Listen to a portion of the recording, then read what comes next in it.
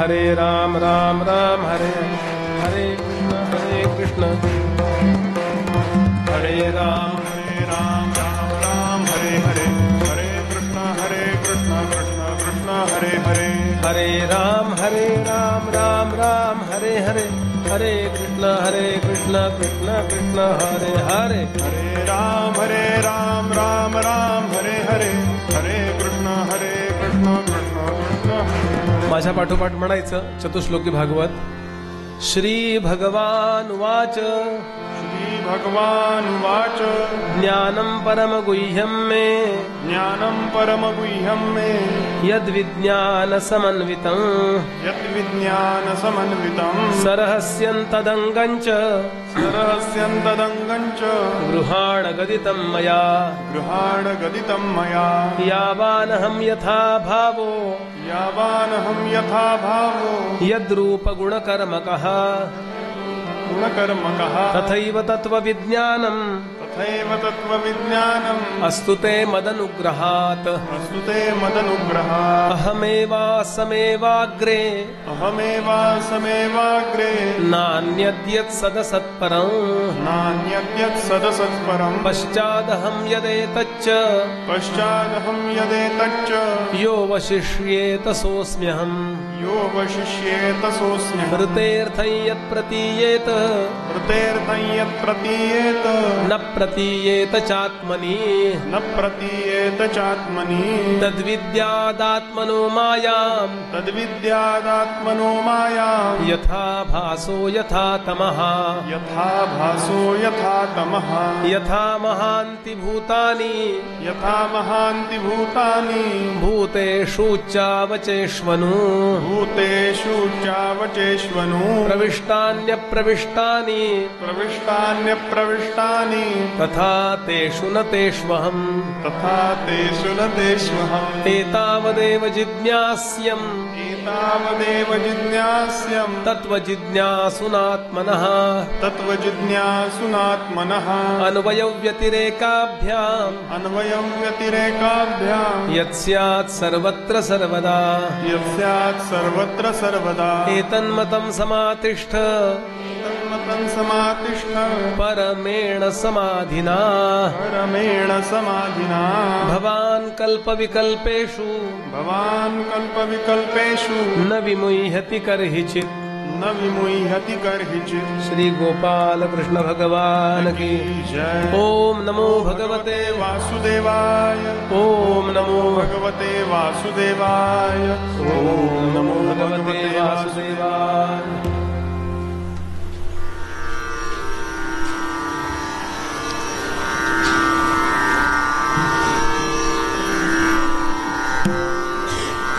श्री शुकदेवजी महाराज राजा परीक्षितीला श्रीमद भागवत सांगतायत.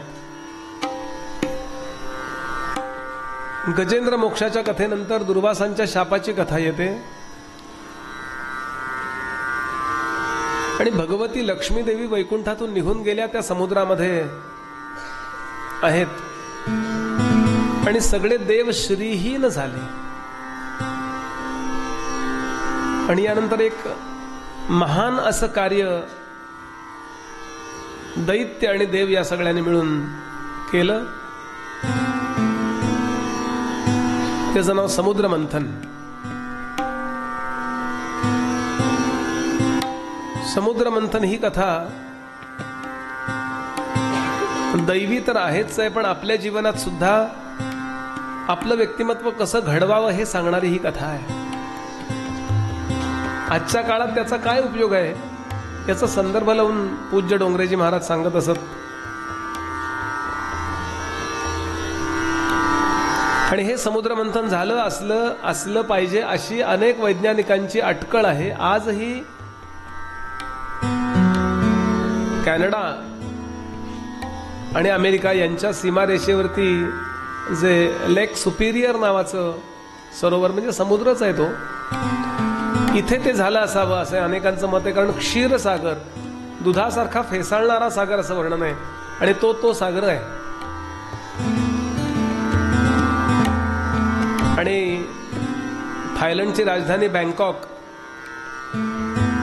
या बँकॉकच्या विमानतळावरती आज आपल्याला हा समुद्र मंथनाचा देखावा बघायला मिळतो. तिथे मुख्य स्थानीच तो आहे. अयोध्या नावाचं शहरच आहे तिथे, आणि आता तिथेही राम मंदिराचं काम चालू आहे.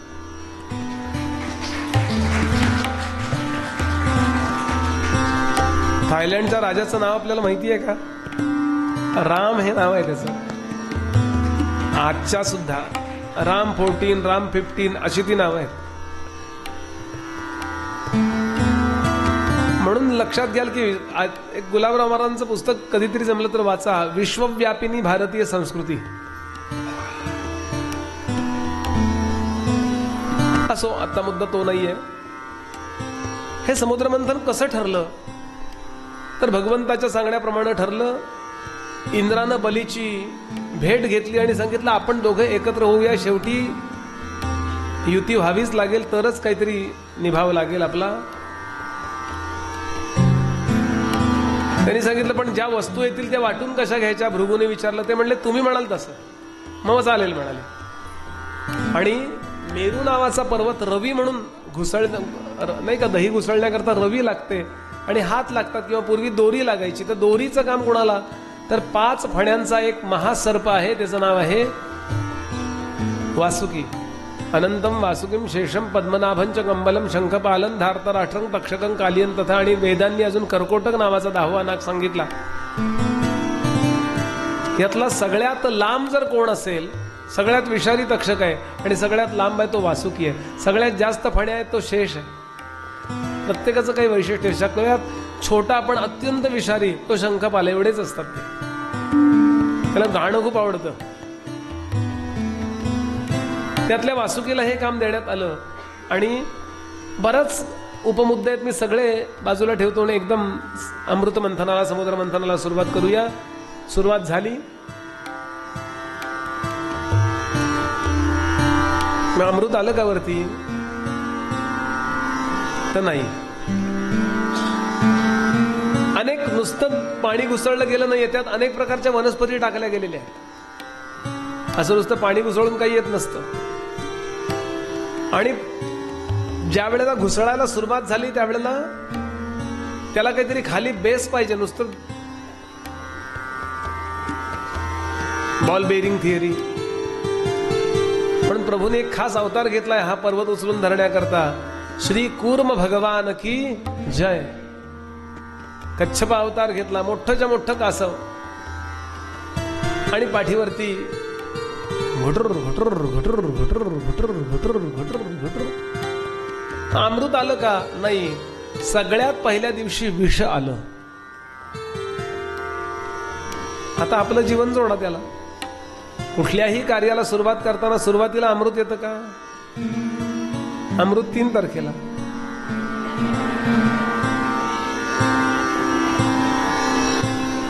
कुठलंही काम तुम्ही करायला काढा. मुलं परदेशात शिकायला जातात, ओळखीचं कोणी नसतं, कम्फर्ट झोन मधनं आपण गेलेलो असतो. घरी सगळेजण आई खा रे, खा ग, घे ग. तिथं दारू खेळू दिला कोणी विचारतच नाही. बस नाही, कन्व्हिन्स ज्याला म्हणतात ना,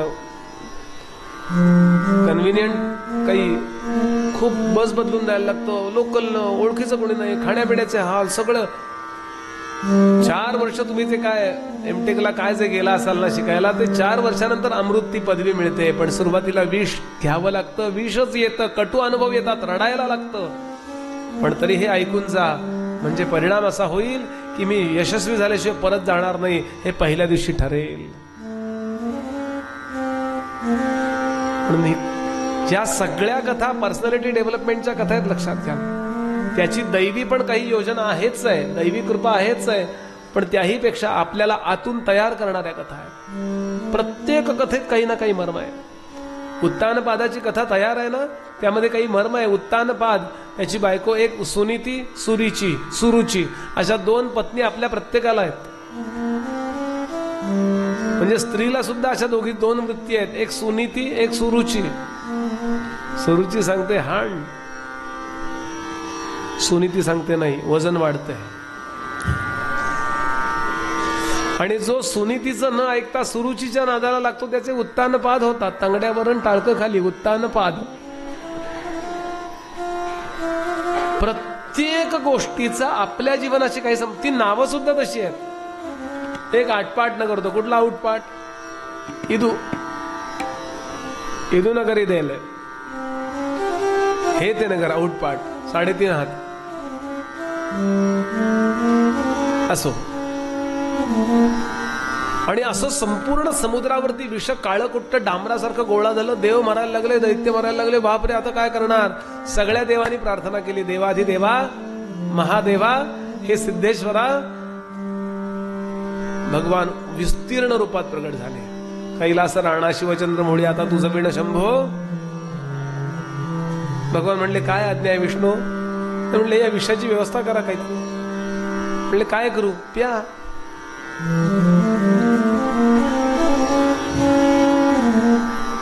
ते म्हणाले, हिला विचारतो, आंबेला विचारतो, पत्नीला विचारतो. म्हणाले, प्रत्येक गोष्ट तिला विचारून मी करीत असतो, विचारतो तिला. ते म्हणले, हरकत नाही. मग कुठली बायको म्हणेल विष प्या की होतं काय त्याला? नाहीतर म्हणले, उद्या एकादशी आहे, उरलाय भात घ्या, डस्टबिन मध्ये टाकायपेक्षा तुमच्या पोटात घ्या. सेमच आहे. अशी आहे का बायको ती? ती म्हणाले, देवा घेऊ नका विष, तुम्हाला त्रास होईल. भगवान शंकर म्हणाले, अगं मी जर विष प्यालो नाही तर या जगामध्ये विष पिऊन पचवण्याची ताकद दुसऱ्या कुणाची नाही आहे. आणि विष जर नाहीसं केलं तर देवही आपली लेकरं आहेत आणि दैत्यही आपली लेकरच आहेत. दोघेही मरतील. आणि खरी काळजी आईला असते. आई म्हणाल्या, आईसाहेब म्हणाल्या, देवा मग प्या तुम्ही. मला माहिती आहे माझा पती असा आहे की तो नुसतं विष पिणार नाही, ते पचवेल. आणि प्रभूंनी विस्तीर्ण रूप असं धारण केलं. सगळं समुद्रावरचं विष असं गोळा केलं आणि काय थोडेफार थेंब सांडले खाली. ते विंचवानी आणि सर्पानी ग्रहण केले. म्हणून प्रभूंना अत्यंत प्रिय आहेत ते. बरं, आज सुद्धा पिंडीवरती जाऊन बसतात ना महाराज, ते प्रिय आहेत त्यांना. का? अरे संकटात कणभर का होईना मदत केली ना, तो माणूस लक्षात राहतो. आणि म्हणून विष प्याले. नाट्यशास्त्रकारांनी सुद्धा याची नोंद घेतली. विषप्राशुनी जगतासया, विषप्राशुनी जगतासया, विषप्राशुनी.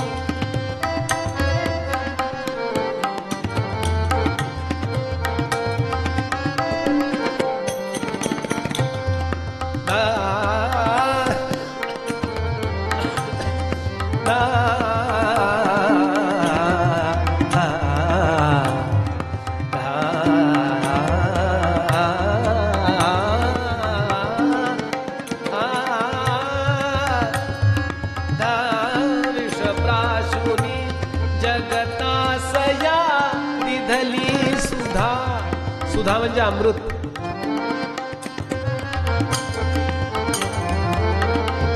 दिधली सुधा करुणा करा, गंगाधरा जय शंकरा, जय शंकरा, जय शंकरा,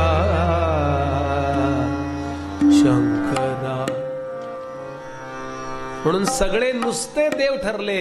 आणि या प्रसंगात अमृत पिणारे ते देव आणि विष पिऊन पचवणारे ते महादेव. तुम्ही महान तेव्हाच ठरता ज्या वेळेला कटू अनुभव पचवता आणि लोकांकरता मात्र चांगलं काम करता. अरे म्हणलं की कार्य कुणी म्हणू शकतो, त्यात काय अवघड आहे. म्हणून शंकरांसारखा दुसरा देव नाही असं म्हटलंय संतांनी. अमृताकरता सगळ्यांनी लाईन लावली होती. विष प्यायला आलं का कोणी? आणि यानंतर पीते गरे वृषांखेण प्रीतास्ते अमरदानवाः ममंथुस स्तरसा सिंधुम हविर्धानी ततो अभवत. पहिल्यांदा अत्यंत परिणामकारक विष वरती आलं. त्यानंतर कामधेनू. देव म्हणले, आम्हाला नको कामधेनू, आमचे पदार्थ वेगळे असतात प्यायचे. दैत्य म्हणाले, आमचे अगदीच वेगळे असतात. ऋषींनी ती मागून घेतली. बरं, यानंतर हयो भू पांडु चंद्र पांडुरः उच्चैश्रवा, जोरात ओरडणारा आणि जोरात ओरडलेलं ऐकणारा, जोरात धावणारा, एवढा कुणीच नाही पराक्रमी असा सप्तमुखांचा अश्व. इंद्र म्हणला मला पाहिजे मला पाहिजे मला पाहिजे. भगवान म्हणले गप्पा बस जरा. भृगु म्हणाले हा आमच्या बलीला अर्पण करा. पण ते कामधेनू त्या ऋषींनी घेतली, आता आमचा नंबर आहे. भगवान म्हणले चालेल, कारण पुढं काय येणार आहे भगवंताला माहिती आहे, त्यांना सगळं माहिती असतं. आता सोन्याचा भाव किती होणार, आम्ही आपले सेन्सेक्स आणि ते निफ्टी कुठे गेली बघत बसतो, त्यांना माहिती असतं कुठले भाव खाली येणार आहे. आता निवडणुका आल्या. यानंतर 7 सोंडांचा ऐरावत नावाचा गज, पांढरा शुभ्र. आता भगवान म्हणले हा आमच्या इंद्राला द्या. तेव्हा इंद्राच्या लक्षात आलं मगाशी भगवंतांनी असं प्लॅनिंग का केलं. ऐरावत. यानंतर कौस्तुभ नावाचा मणी आला, तो असा तरंगायला लागला, चकचकणारा मणी असा तरंगतोय. भगवान म्हणले कुणाला नको असेल तर मी घेऊ, आय एम इंटरेस्टेड. लोकांना म्हटलं काय घेऊन टाक. आणि भगवंतानी तो घेतला. त्या कौस्तुभ मण्याचं वैशिष्ट्य आहे, तो ज्याच्या गळ्यात असेल त्याचा नेहमी विजयच होतो. आणि म्हणून नाईलाजानं तो भगवंताकडेच पाहिजे, पण असा फक्त तोच आहे हो, कायम विजयी.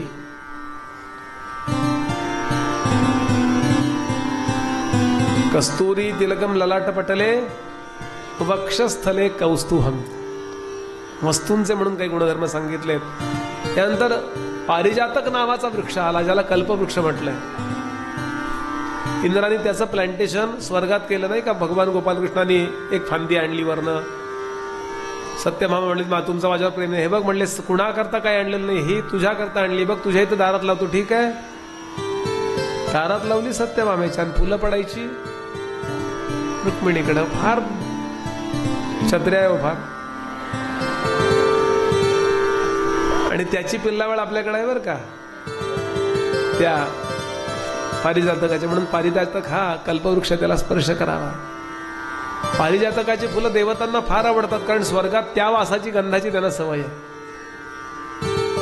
असो. यानंतर अप्सरा आली नाही, आल्या. काय मला लगेच वाजवायला लागले. त्यांना इंद्रानी स्वर्गामध्ये काम दिलं. या हजारो अप्सरा आल्या. यानंतर चंद्र आला, त्याची आकाशात स्थापना करण्यात आली. शंख आला. भगवान म्हणले मी घेऊ का, लोक माझ्या नावानं करतात, माझ्याकडे पण एक असू द्या. त्यानंतर कार्मुक आलं. भगवान विष्णू म्हणाले नको, सगळं महत्वाचं त्यांनी घेतलंय पाठ्याने, आणि विष दिले त्याला. पॉलिटिकल गॉड आहे हा.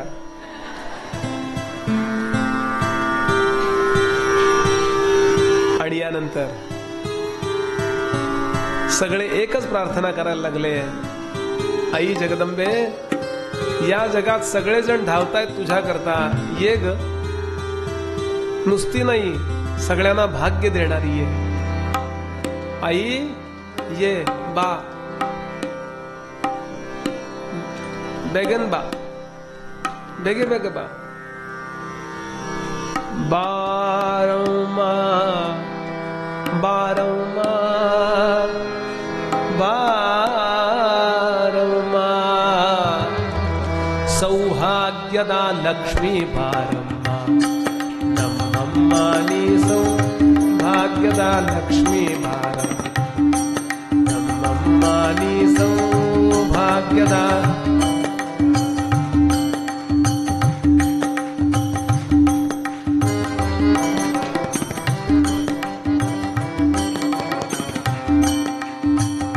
हॅमिंग येतंय तबल्याचं.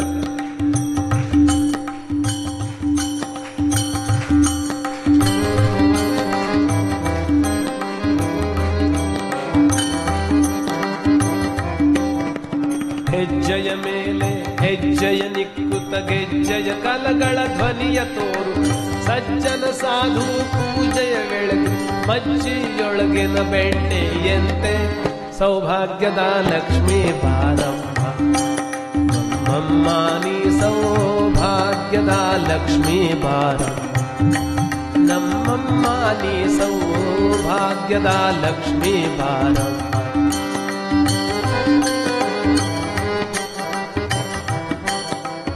ಅತ್ತಿತ್ ಅಲಗದೆ ಭಕ್ತರ ಮನೆಯಲ್ಲಿ ನಿತ್ಯ ಸುಮಂಗಲ ನಿತ್ಯ ಮಹೋತ್ಸವ ನಿತ್ಯ ಸುಮಂಗಲ ಸತ್ಯವ ತೋರುತ್ತ ಸಾಧು ಸಜ್ಜನರ ಬೆಳಗ್ಗೆ ಕುತ್ತಳಿಗೊಂಬೆ ಸೌಭಾಗ್ಯದ ಲಕ್ಷ್ಮೀ ಬಾರಮ್ಮ ನಮ್ಮಮ್ಮ ನೀ ಸೌಭಾಗ್ಯದ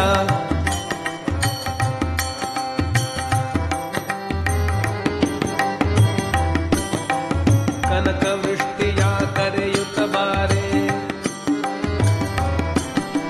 ಕನಕ ವೃಷ್ಟಿಯ ಕರೆಯುತ್ತ ಬಾರೆ ಮನಕಾಮಿನಿಯ ಶುದ್ಧಿಯ ತೋರೆ ದಿನಕರ ಕೋಟಿ ತೇಜದಿ ಹೊಳೆವಾ ದಿನಕರ ಕೋಟಿ ತೇಜದಿ ಹೊಳೆವಾ ಜನಕರಾಯನ ಕುಮಾರಿ ಬೇಗ ಸೌಭಾಗ್ಯದ ಲಕ್ಷ್ಮೀ ಬಾರಮ್ಮ ನಮ್ಮಮ್ಮ ನೀ ಸೌಭಾಗ್ಯದ ಲಕ್ಷ್ಮೀ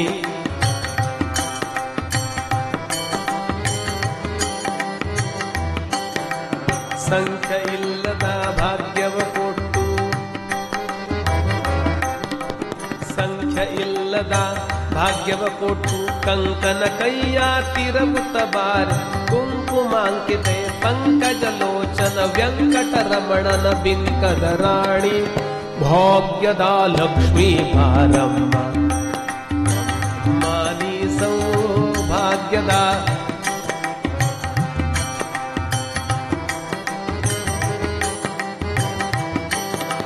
ಸಕ್ಕರ ತುಪ್ಪದ ಕಾಲುವೆ ಹರಿಸಿ ಶುಕ್ರವಾರದ ಪೂಜೆಯ ಬೆಳಗು ಅಕ್ಕರೆ ಉಳ್ಳಿ ಅಳಗಿರಿ ನಂದನ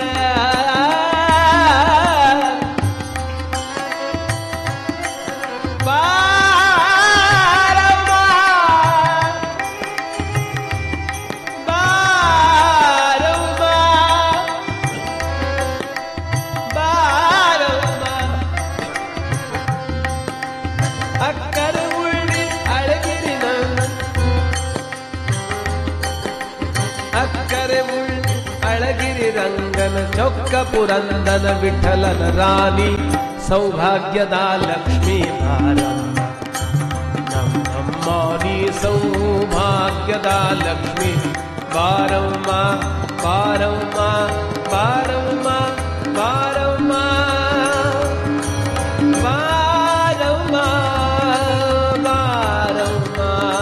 ಬಾರಮ್ಮ ಬಾರಮ್ಮ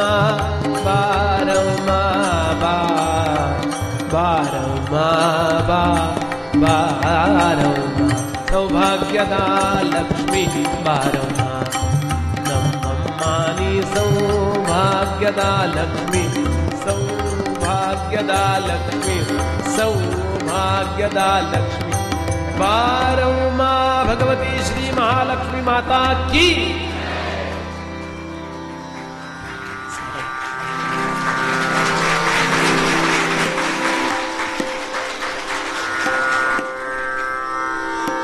आणि अदीम शक्ती भगवती श्री जगदंबा माता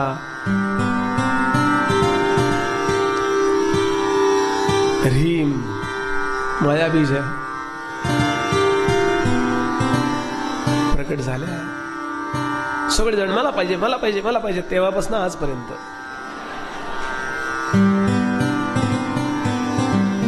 भगवती म्हणाल्या मी काही उच्च श्रवा घोडा नाही आणि कौस्तुभ मणी नाहीये यू डोंट डिसाइड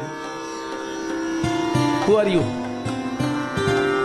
मी तुम्हाला पाहिजे नको मी विचार करते ना तुम्ही मला पाहिजे का सगळे ओळीनं उभे राहा योग्य जो वाटेल त्याच्या गळ्यामध्ये मी वरमाला अर्पण करीन मी स्वयंवरा आहे स्वयंवरा म्हणजे स्वतःचा वर स्वतः निवडण्याची बौद्धिक क्षमता जिच्यात असते तिला स्वयंवरा म्हणतात आपला वर आपण निवडणे बौद्धिक क्षमता पाहिजे नुसतं 21 वर्ष काय 18 वर्ष पूर्ण म्हणजे स्वयंवरा नव्हे करताना केलं लव्ह मॅरेज, नंतर 2-4 वर्षानंतर डिवोर्स. हे काय लव्ह मॅरेज? हे काय? याचा अर्थ मला जमलं नाही निवडायला असा अर्थ आहे. स्वयं याचा अर्थ मी असा योग्य निवडला पाहिजे की है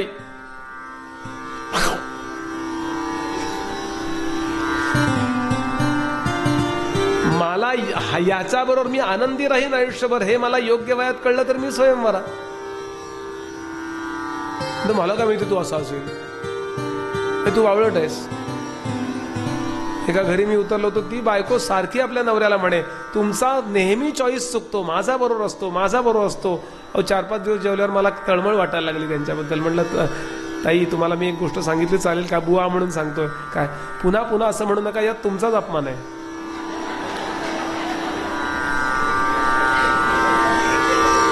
विनोद नाही मला करायचा, मला सांगायचंय की भगवती लक्ष्मी विचार करते तुम्ही सगळे ओळीनं उभे राहा. त्या ओळीमध्ये इंद्र, अशा कामात इंद्र पाहिला. त्यावेळचा कोण होता तो? कारण इंद्र हे पद आहे, इंद्र पदावर खूप लोक बसतात. हे सगळे अपॉइंट केलेले, अपॉइंट त्यानं एवढं पुण्य वाढलं की तुम्ही इंद्र होणार, तुम्ही वरुण होणार, तुम्ही अमुक होणार. मला तर खूप वेळा वाटतं ते गाड्या उचलणारे, नो पार्किंग मधल्या गाड्या उचलणारे ते अगदी यमदूतच होतात पुढे. फटकन उचलतात टाकतात बघा, असंच उचलतात की नाही यमदूत? तसंच पाहिजे की स्ट्रिक्ट पाहिजे. एकदा कन्सेप्ट क्लिअर करून घ्या की या सत्तेची जी पदं आहेत ना, या प्रत्येक पदावरती तो जीव पुण्यवान झालेला बसतो. आणि तो खूप म्हणजे 10-10 लाख वर्ष वगैरे बसतो.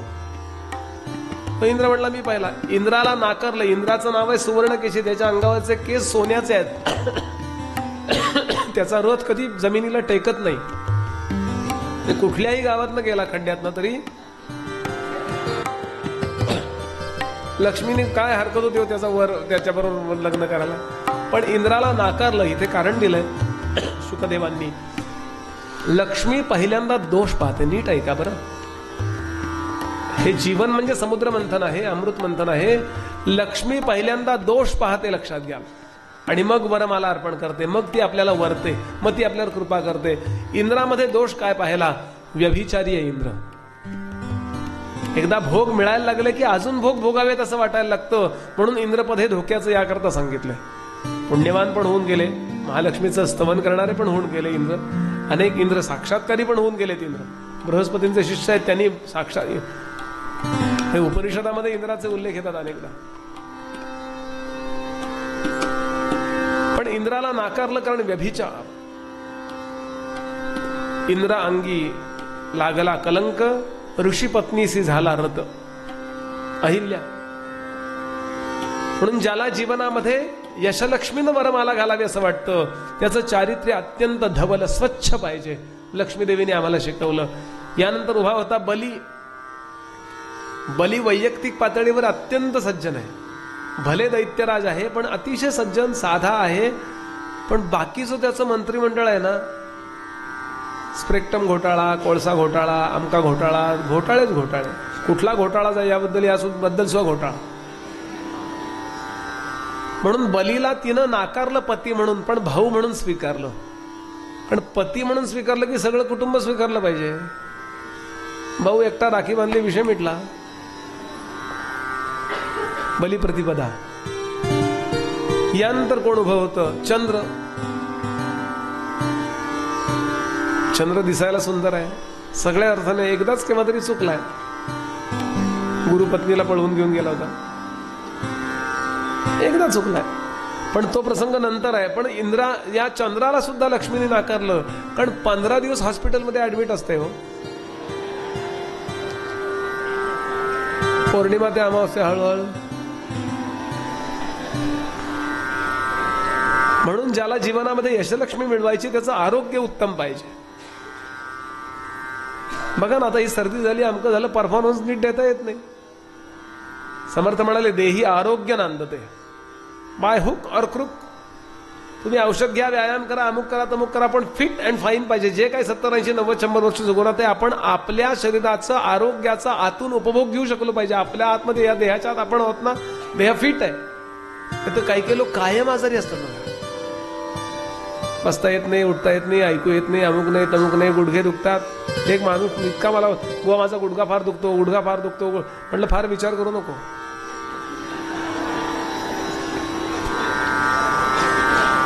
सगळं स्पष्ट बोलायचं नसतं. स्पष्ट बोलल्यानंतर आमचे कोपरकर बुवा सांगायचे, विनोदाची उत्तर क्रिया आहे म्हणले ती, त्याला पोहोचवला तुम्ही. म्हणून तुमची आरोग्याची आणि याची 25 वर्षापर्यंत व्यवस्था करा सगळ्यांनी. मुलांनी मुलींनी रोज सूर्यनमस्कार घाला. एक थोडेसे दिवस सोडून द्या, पण आपण 25 वर्षापर्यंत व्यायाम केला ना की आपण कायम फिट राहतो. अजून एक गोष्ट करा, शक्यतो ॲलोपॅथीच्या नादाला लागू नका. नाईलाज झाला, ऑपरेशनच करायची वेळ आली, काय असेल तर जावं, पण शुगरची गोळी पट्ट दिशी चालू नाही करायची. डॉक्टरांचा सल्ला घ्या. शक्यतो आयुर्वेदिक उपचार करावेत. अगदीच नाईलाज झाला तर शुगरची, एकदा ती सुरू झाली की ती बंद होत नाही, हा प्रॉब्लेम आहे. हो, असं कधी ऐकलंय शुगरची गोळी सुरू झाली आणि पुन्हा बंद कमी झाली त्यांची? म्हणून हे तरुणांकरता सांगून ठेवतोय मी त्या ॲलोपॅथीच्या विरुद्ध नाही आहे, कशाच्याच विरुद्ध नाही आहे. पण अनुभवातनं मनुष्य जेव्हा जातो तेव्हा त्याचं म्हणून एक भांडार तयार होतं. म्हणून फिट राहायचं असेल तर शक्यतो औषधावर अवलंबून नाही राहायचं. सर्दी झाली,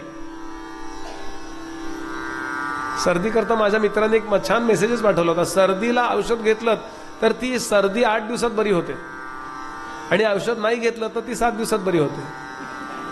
अरे म्हणजे काय, नाही घेतलंय औषधाचं उघडच वाटत राहतो. तेवढा वेळ घेतेच होती. काळजी घ्या, मास्क वापरा, सॅनिटाईज सगळं सांभाळा. मला सांगायचं फिटनेस फार महत्वाचा आहे.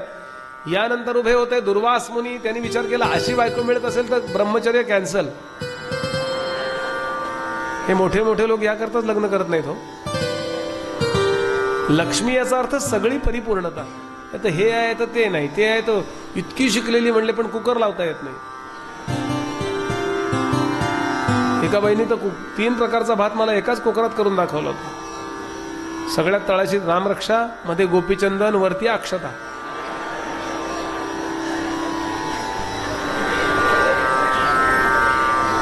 लक्ष्मी याचा अर्थ सर्वांग परिपूर्णता. दिसायला चांगली, शिकलेली, हसत मुख, स्वयंपाक सगळं व्यवस्थित म्हणजे लक्ष्मी आहे. दुर्वास म्हणले मग असं असेल तर मी लग्न करायला हरकत नाही, मी राहतो उभे राहिले. आता दुर्वासांचं चारित्र्य चांगलं आहे. दत्तात्रयांचे सख्खे बंधू आहेत, काय कमी आहे त्यांच्याकडे? पण लक्ष्मीने त्यांनाही नाकारलं का? भयंकर तापट. हो,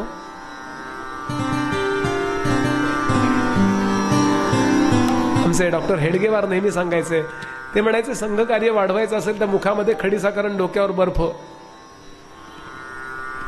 बोलणं सोपं आहे, वागणं अवघड आहे. अनुभवाने सांगतोय, कारण कोण काय चूक करून ठेवेल सांगतात नाही. भस्कन राग येतो आम्हाला. चुकलो खरंच, अगदी क्षमाच करा एवढंच म्हणतो मी.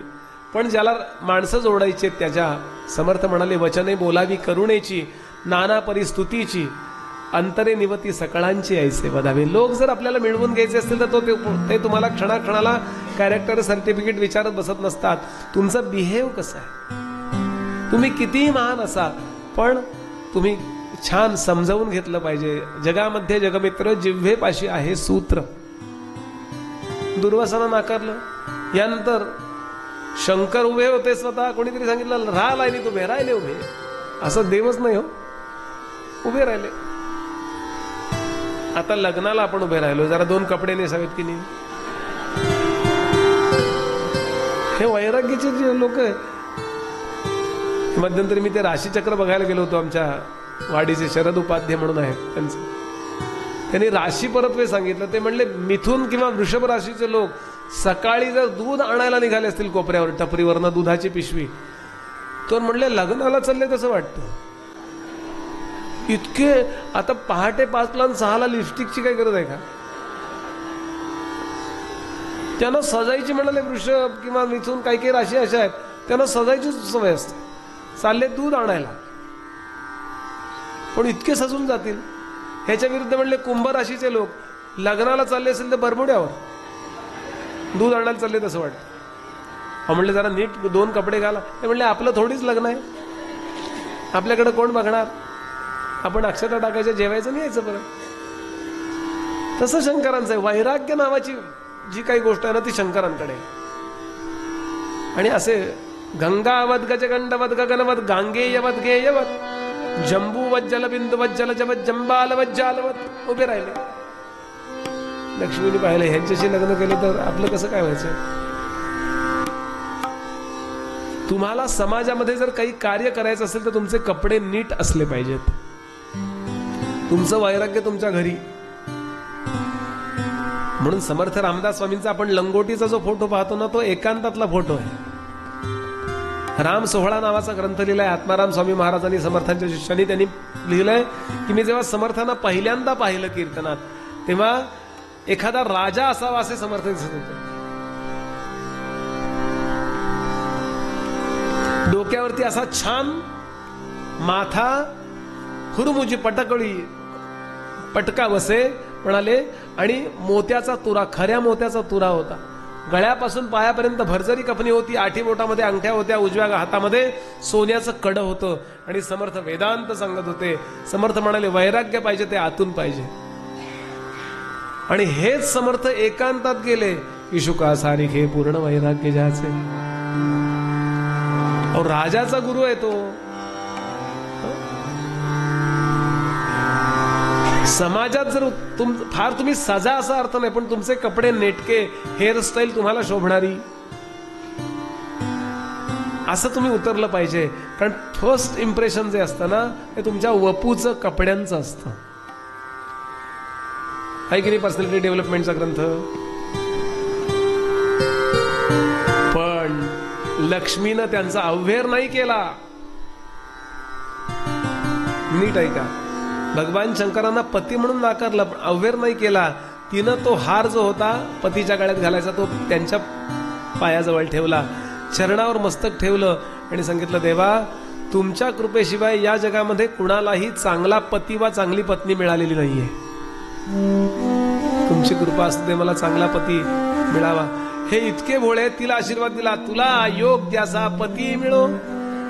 आपण त्याला उभा सुद्धा करायची सोय नाही हो, तो दुसऱ्याला मत देऊन येईल घरी. इतका भोळा. ब्रह्मदेवांना पाहिल्यावर झटकन पुढे निघाली. थांबली पण नाही, बघत सुद्धा नाही थांबली. का? आज म्हणतील साडी घेतो, मग उद्या म्हणतील मी कुठं म्हणलो होतो. मग विचारायला लागेल कुठल्या तोंडानं म्हणला होतात काल. इकडच्या. ज्याच्या बोलण्यामध्ये बोलणं नसतं त्याला यशलक्ष्मी वरमाला अर्पण करत नाही. आपण म्हणाल बाबा यानंतर विष्णू ओळीत उभे नव्हते. ओळीत उभं राहून कामं होत नाहीत हे विष्णूंना माहिती आहे. ओळीत उभं राहून फार तर 4000 रुपये एकदा मिळतील. प्रभूंना माहिती आहे घरी पोहोचणार आहे आपल्या सगळं व्यवस्थित. कुठे होते प्रभू? जरा वेळ मिळाला की झाडाखाली ध्यान करत बसले होते. अगदी भुजगशयनम नाही पण शांताकारम. प्रभूंनी सांगितलं तुमचं ते चॉईस बीस लग्न बिग्न काय स्वयंवर झालं की मला हाक मारा, मी कामाला येतो. कामाला नाहीतर ध्यानात. प्रभू 2 अखंड गोष्टी करतात. मी अनेकदा ही म्हण सांगतो, एक तर नामात राहा नाहीतर कामात राहा. सतत मनुष्य कामात पाहिजे. काही ना काहीतरी काम करा. ज्याला ही सवय लागली, नीट ऐका बरं मुलांकरता खास करून, ज्याला ही सवय लागली अखंड कामाची लगबग समर्थ म्हणाले, तो मनुष्य यशस्वीच होतो. दिसलं घर की आवरायचं. ते आपलं आहे का दुसऱ्याचा मुद्दा नाहीये. पाडून फोडून ठेवायचं नाही. झाडू दिसला की झाडून करायचं. कट दिसली आवरून सतत आवरत राहा, सतत कामात राहा. असे भगवान विष्णू आहेत. नाहीतर ध्यानात असतात. हा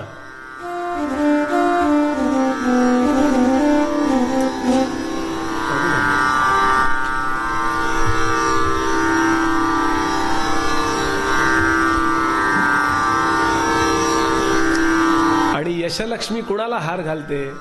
जो कामात असतो त्याला शोधत शोधत येते. आणि विष्णूंना हार अर्पण केला. देवा जो माझ्या मागे लागत नाही मी नेहमी त्याच्या मागे लागते. लक्ष्मीचं वैशिष्ट्य आहे, न मागे तयाची रमा होय दासी. म्हणून शहाणी माणसं कधी लक्ष्मीच्या मागे लागत नाहीत. शहाणी माणसं आपल्या कामात परफेक्ट असतात, आपल्या कामामध्ये मन लावून काम करतात, असं आयुष्यभर करतात. एखाद वेळेस लोकांनी नोंद त्याची घेवो नाही तर न घेवो ते त्यामध्ये अडकत नाहीत. लोकांनी नाही नोंद घेतली तर त्यांना कळत नाही असा विचार करतात. जगन्नाथ पंडितांचा श्लोक आहे, गिराम देवी वीणा गुणरण नाही नागर करा मदीयानाम वाचा मपि वचती आचा मचरसम धुवंते जीवंतोप्यह मृतका मतयो हो नएशाम आनंदम जनयती जगन्नाथ म्हणती. मी जर कविता म्हणायला लागलो तर भगवती सरस्वती माता वीणा वाजवत असेल तर वीणा बाजूला ठेवते आणि मी कविता कशी म्हणतो हे कान देऊन ऐकते. अशी कविता ऐकताना ज्यांची डोकी वा रे वा अशी डोलत नाहीत ती जिवंत मढी आहेत. काय कॉन्फिडन्स लेवल आहे हो. तुकाराम महाराज म्हणाले, इतरांना संत तोपर्यंत माना जोपर्यंत माझं दर्शन झालेलं नाहीये. तोवरी टिळाभूषण जोवरी या तुक्याचे दर्शन झाले नाही. अहंकार नाही त्यांचा, सार्थ अभिमान आहे. विष्णू म्हणतात, विष्णू लक्ष्मी नाही आली तरी चालेल, मी माझं काम करत राहीन. आणि लक्ष्मीनं गळ्यामध्ये वरमाला आणि चरणावर मन अर्पण केलं.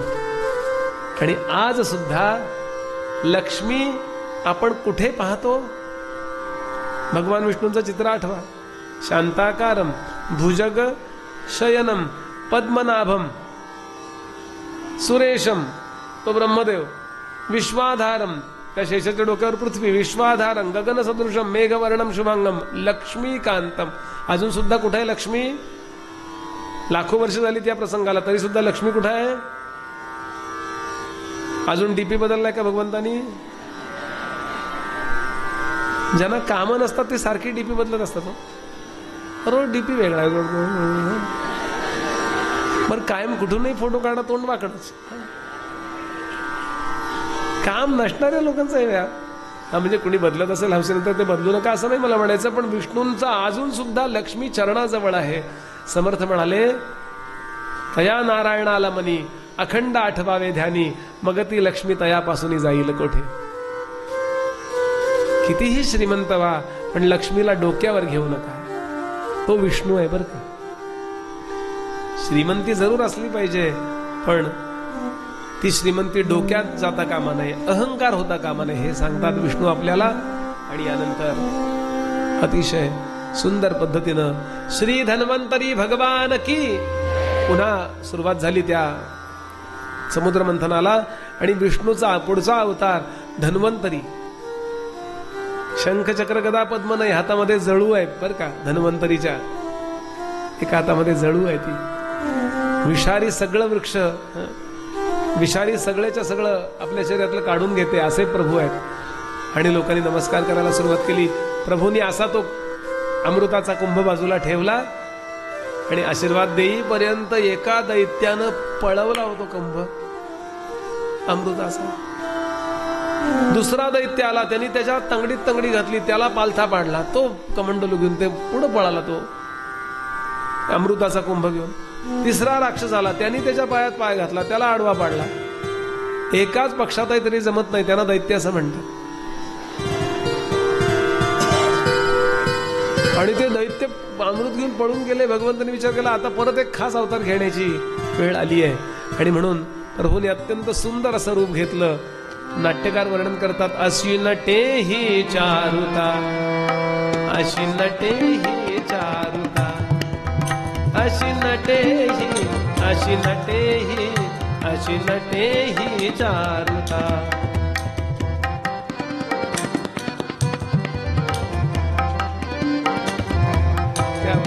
चारुता म्हणजे सुंदरता, चारू म्हणजे सुंदर.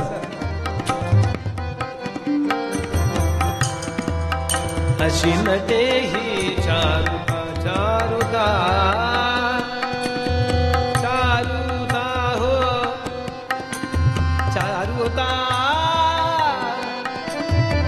चारुता हे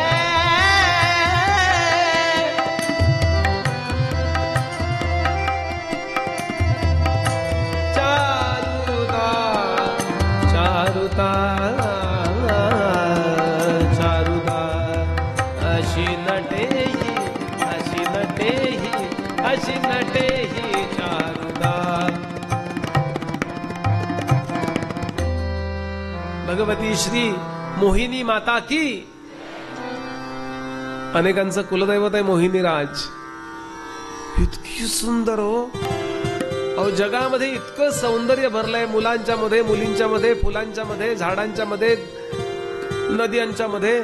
या सौंदर्याचा स्टॉक भगवंतांनी स्वतःकरता किती वापरला असेल. काय ते ओठ, काय ते गाल, काय त्या गालातल्या खळ्या, काय ते दात, हिऱ्यांची ओळ असते अशी, काय तो केशकलाप, काय तो अंबाडा, काय ते अंगावरचं वस्त्र, काय ते हात, काय ती बोट, काय ते चालणं. इतकं सुंदर की दैत्यानी अमृताचा कुंभ बाजूला ठेवला, सगळे तिच्या भोवती. तुमचं लग्न झालंय का हो? दैत्य ओळखण्याची अजून एक खूण ही, मी टू.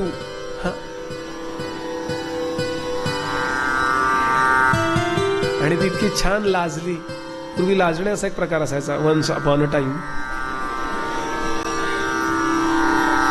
माझे गुरुजी नेहमी सांगतात, ते म्हणाले सद्विचार असतील तर राज्य कशाला, आणि लाजता येत असेल तर दागिना कशाला. छान लाजणं सुद्धा हा दागिना होता. काय करून आपले चालले. म्हणून मला खूप वेळा वाटतं, कॉलेजच्या शेजारी ग्राउंडवर लाजाळूची झाडं लावायची आणि रोज त्या 4-5 वर्ष जेवढे काही कॉलेजमध्ये ती धडपडत आहेत पोरं, त्या सगळ्यांना एक थोडं थोडं 2 चमचे लाजाळूचा प्या, जरा लाजत जा. जेवढा निर्लज्जपणा तेवढं काय कॉलेज लाईफ आहे काय. इतकी छान लाजली. ते दैत्य म्हणले, हाय मर गए, धक धक. आणि एका दैत्याने सांगितलं, हो आमच्यात फार भांडण होत आहे आमच्या पक्षात, तुम्ही आमच्या अध्यक्ष होता का. ती म्हणाली, परदेशात ना आलेल्या स्त्रीवर विश्वास ठेवू नये असं शास्त्र सांगतं. ते म्हणले, तुम्ही आम्हाला खूप आवडलाय, तुम्ही आमच्या अध्यक्ष व्हा. तुम्ही म्हणाल ते आम्ही ऐकायला तयार आहोत. तुम्ही अमृत नाही, विष दिलं तरी पिऊ, काही बोलणार नाही. हाय कमांड, हाय कमांड एवढं नुसतं म्हणत जाऊ. तुम्ही काय असतंय कळत नाही, इथलं सांगतोय मी. आणि तोपर्यंत देव आले. देव बघायला लागले, कोण आहे ती. ते म्हणले, ओळीनं बसा. हे पण काय येण्यासारखे. आणि त्यांना एका बाजूला देवानं बसवलं, एका बाजूला दैत्यानं बसवलं. आणि अमृत होतं ते सगळं देवांना वाढलं बरं का. अमृत जे आहे ते देवांना वाढलं. आणि अमृत तुल्य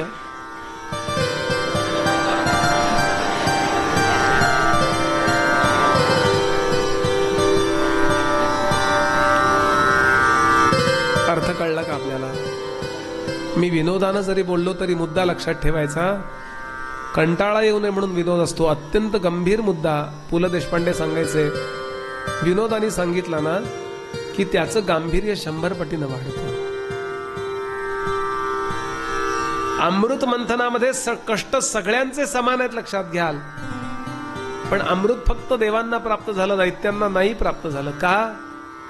आपण कष्ट करतो म्हणून आपल्याला मिळतं असं नाहीये. आपल्या कष्टाला फल तेव्हाच मिळतं जेव्हा देव आपल्याला अनुकूल असतो.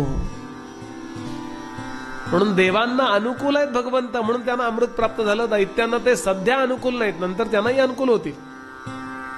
म्हणून जीवनात कधीही मी कष्ट केले म्हणून मोठा झालो असा कधी मद दर्प येऊच देऊ नका. असा विचार करा, मी कष्ट केले ही सुद्धा देवाची कृपा, आणि माझ्या कष्टाला फल मिळालं ही सुद्धा. किती देतो.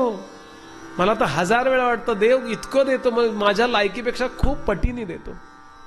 अहो आता हार हा गळ्यात, रोज गळ्यात हार. 365 दिवसात 300 हार कोणाला तरी मिळत असतील जगात.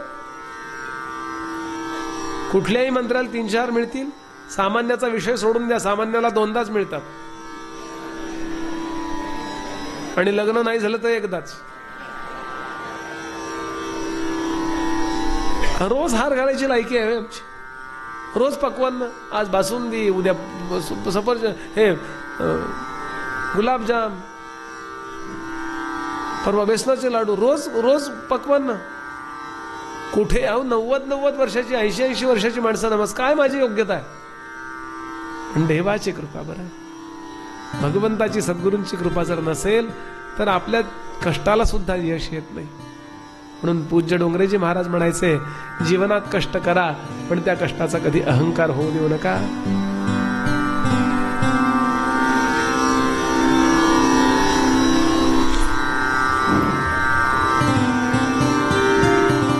यानंतर एक महाभयंकर युद्ध झालंय, त्यामध्ये बली मारला गेला आणि पुन्हा जिवंत त्याला केलाय शुक्राचार्यांनी. आणि बलीनी शुक्राचार्यांच्या सांगण्याप्रमाणे 1 नव्हे 2 नव्हे 100 विश्वजित नावाचे यज्ञ करायचे ठरवले. आणि जसं जसं तो एक एक यज्ञ करीत गेला तसा तसा तो तेवढा तेवढा भूभाग जिंकत गेला. मी परवाच म्हणलोय, आपल्या घरी नेहमी यज्ञयाग करीत चला, म्हणजे कितीतरी आपली पातकं त्या यज्ञांनी झळतात. नेहमी अन्नदान करत चला, म्हणजे कितीतरी पातकं त्या अन्नदानाने जातात. नेहमी नाम घेत चला, कितीतरी नकारात्मक गोष्टी त्या नामाने निघून जातात. काही काही गोष्टी ठरवून टाका या भागवतानंतर. हे करणारे लोक असतीलच, पण थोडंसं काय झालंय, माणसाला स्वतःला राबायला हल्ली नको झाले बरं का. गुरुजी सगळं तुम्हीच घ्या, अंगावर देतात काम, तुम्ही जाणं सगळं म्हणले. आपण जाऊन राबलं पाहिजे, आपण ती समिधा आणल्या पाहिजेत, आपण ते सगळं केलं पाहिजे. हा नाईलाज आपल्याला जे मिळत नाही अशा ठिकाणी गुरुजींची मदत जरूर घ्यायची, किंवा आपल्याला वेळच नाही आहे असं होऊ शकतं एखाद्या वेळेस, पण घरात त्या यज्ञाचा धूर झाला पाहिजे. बरं, असे यज्ञ त्यांनी विश्वजित केले आणि सगळं जिंकलं हो त्यांनी. देवांना पळून जावं लागलं, परागंदा व्हायला लागलं, स्वर्गावरची सत्ता संपली. आता फक्त इंद्रपदावर अभिषेक राहिला, इंद्रपदावर तो क्लेम करणार.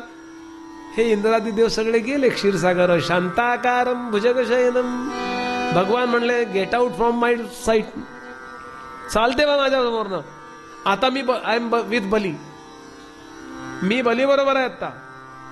याचं महत्वाचं कारण असं की तुम्हाला मी इतकं अमृत मिळवून दिलं, सगळं मिळवून दिलं, अप्सरा सगळे व्यवस्था. तुम्ही 24 तास टीव्ही बघत बसलात अप्सरांचे नृत्य. मला आत्ता बली प्रिय आहे, कारण त्यानं छोटी मोठी अनुष्ठानं करीत करीत स्वतःचं पुण्य वाढवलं. भगवान लक्षात ठेवाल, जसं देतो तसं काढूनही घेतो. भगवान जेव्हा आपल्याला काही देतो तेव्हा आपल्याकडनं अपेक्षा ठेवतो की तुम्हाला शक्ती दिली आहे, बसा जरा ध्यानाला. तुम्हाला बुद्धी दिली आहे, करा जरा अभ्यास. तुम्हाला श्रीमंती दिली, करा जरा दान धर्म. तुम्हाला अमुक अमुक, प्रत्येक बाबतीत भगवंत काही ना काहीतरी अपेक्षा ठेवतो आणि ती गोष्ट देतो. आणि जेव्हा आपण ते करत नाही तेव्हा काढून घेतो. भगवान म्हणाले, आता माझ्यासमोर थांबू सुद्धा नका, नाऊ आय एम विथ बली. जाता जाता इंद्राने विचारलं, जातो ठीक आहे, पण कुठं जाऊ? काही वेळा असतं की नाही, आपण विचारतो दुकानदाराला, हे कुठे, आमच्याकडे नाही, मग कुठे मिळेल? तो सांगतो मुंबईला मिळेल. सोलापुरातनं मुंबईला जाऊ काय? शेजारच्या दुकानात मिळेल म्हणून सांग ना. भगवंतांनी सांगितलं, आईकडे जा, तुमच्या आईकडे जा. कश्यप आणि आदिती यांची मुलं आहात तुम्ही, म्हणून आदित्य आहात तुम्ही. आणि त्या आदितीच्या सख्या बहिणीची मुलं आहेत ते दैत्य. दितीचे ते दैत्य आणि आदितीचे आदित्य. आईकडे जा, कारण काही असलं तरी सगळ्याच्या सगळ्या प्रश्नांची उत्तरं आई वडिलांकडेच असतात. आणि आदिती मातेला विचारला, आई काय करू? ती म्हणाली, थांबा, यांची उतरली ना समाधी, कश्यप समाधी लावून बसलेत की मग मी तुम्हाला सांगते. आणि विचारलंय त्यांना काय करू, तेव्हा त्यांनी सांगितलं, तू एक पय नावाचं व्रत कर, पयोव्रत. आणि तिनं ते व्रत केलं आणि भगवंताचा जन्म झाला. श्री वामन भगवान की. आणि वामन निघाले, मगाशी वामनांची पूजा त्याकरता केली आहे. निघाले, कुठे निघाले? नर्मदेच्या किनारी भरोच नावाचं गाव.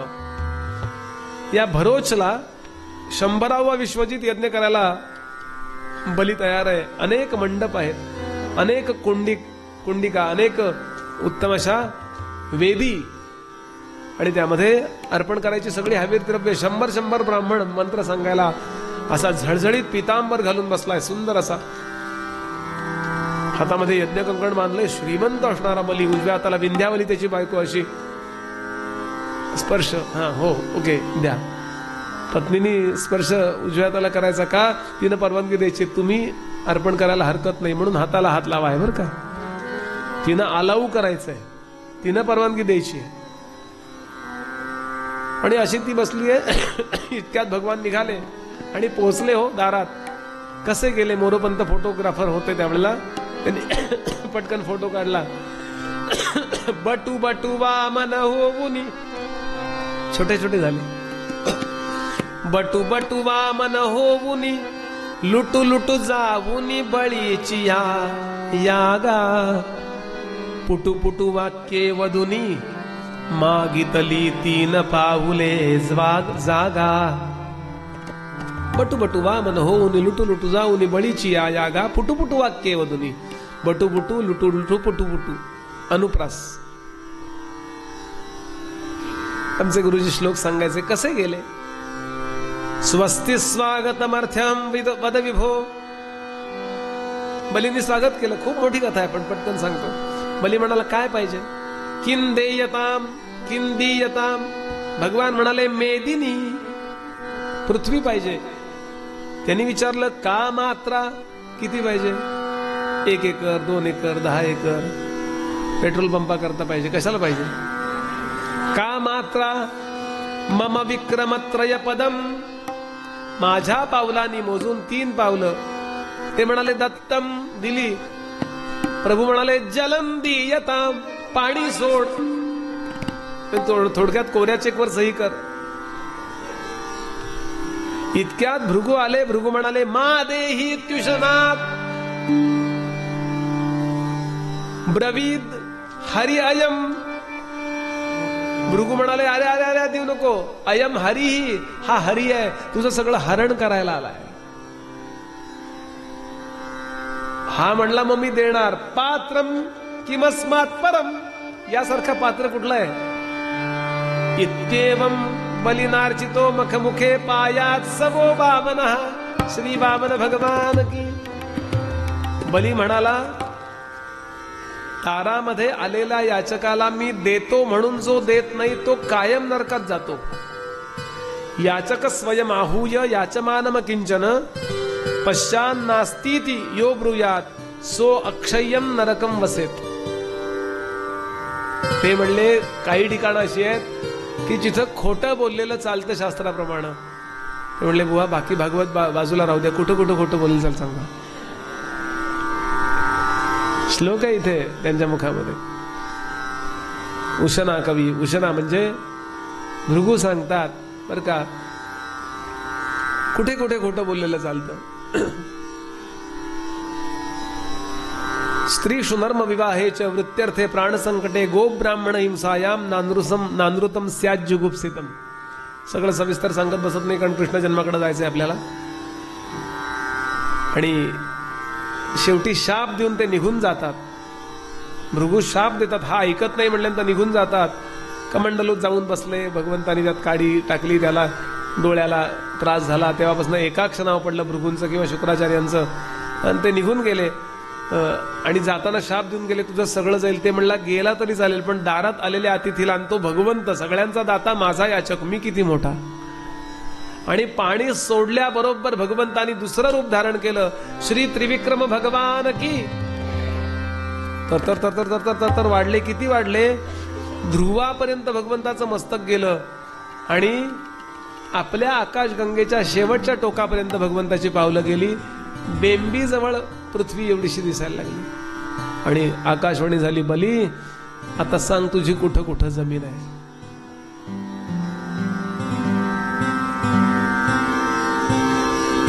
चौदा भुवन फक्त 2 पावलांनीच व्यग्र केली. आणि सांगितलं आता तू देऊ शकतोस का. त्यांनी सांगितलं नाही.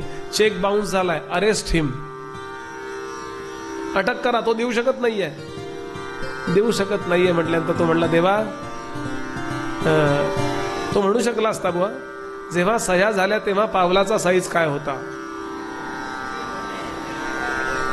कॉन्ट्रॅक्ट ब्रेक फ्रॉम भगवंत म्हणू शकला असता की नाही. पण तो व्यापारी नव्हता. तो भक्त होता. तो म्हणला देवा माझ्या मस्तकावर पाऊल ठेवा. तुझं मस्तक माझ्या पावलाच्या मापाचं नाहीच आहे पण ऍटलिस्ट तू पूर्ण स्वतः मला अर्पण केलास म्हणून केस क्लोज. खटला चालणार नाही तुझ्यावर. आणि त्याला काय केला असा असा असा असा असा करत अतल वितल सुतल तलातल महितल रसातल आणि पाताल यातल्या सुतल नावाच्या लोकांमध्ये स्थापित केला. त्याला तिथला राजा केला. आणि भगवान म्हणाले तू मागितलं नाही पण आता मी तुला देतो. तू चिरंजीव आहेस आणि म्हणून मी सुद्धा तुझ्या दारात वामन रूपानं द्वारपाल म्हणून राहीन आणि मी पण चिरंजीव असेन. आजही वामन भगवान आहेत. नुसतं त्याच्याकडनं राज्य काढून घेतलं इथपर्यंत कथा सगळेच सांगतात. पण याच्या पुढची पण कथा काही लोक सांगतात, नाही असं नाही, ही याच्या पुढची कथा आपण सांगायला पाहिजे की वामनाने नुसतं त्याच्याकडनं काढून नाही घेतलं, परत त्याला राजा केलं आणि स्वतः त्याच्या दारात आज सुद्धा द्वारपाल म्हणून ते उभे आहेत.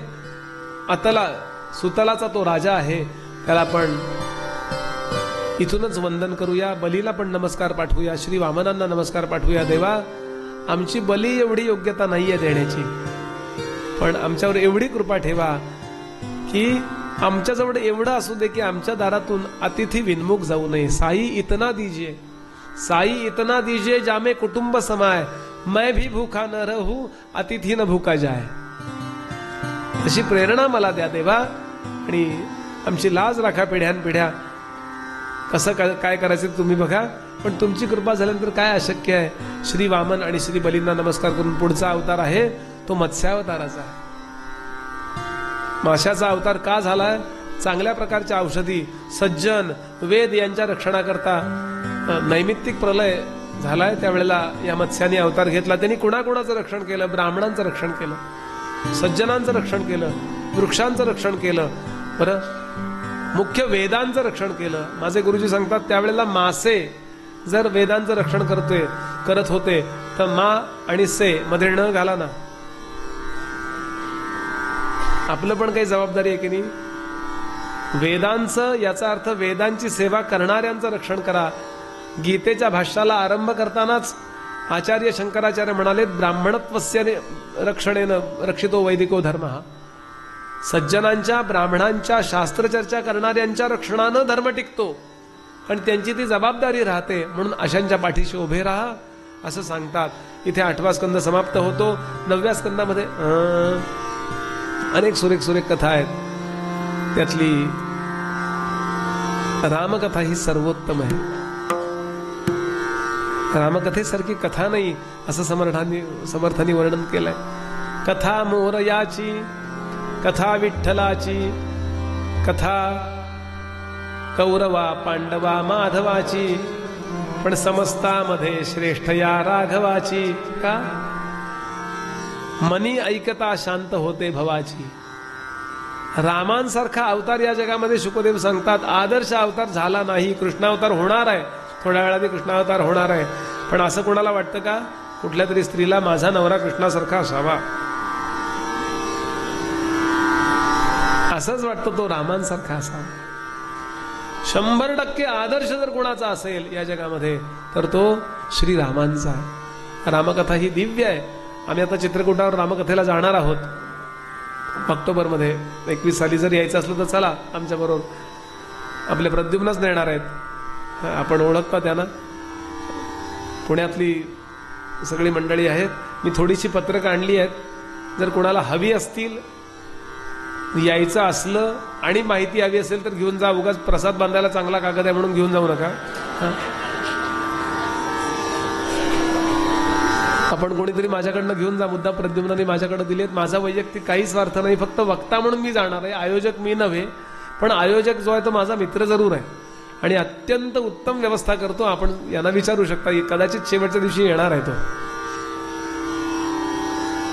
रामकथा ही आपण सकुटुंब सपरिवार ऐकावी ही कथा आहे. बरं, शांतपणे कथा ऐका. अशी कथा नाही. शुकदेव सुद्धा सांगतात, शुकदेवांची 5 ठिकाणी समाधी लागली, त्यात हनुमंत आणि राम नातं सांगताना समाधी लागली.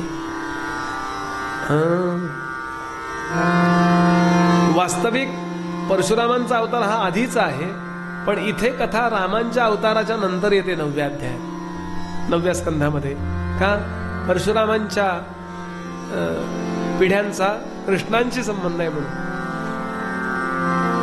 त्याच्या आईचं एक स्तवन करूया. मंगळवार आहे आज. माझी रेणुका माऊली, कल्पवृक्षाची सावली.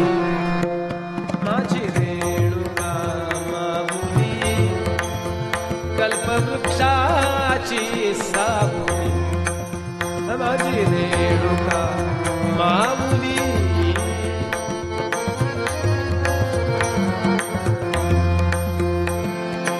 हा केसरशी घाई घाई, हा केसरशी घाई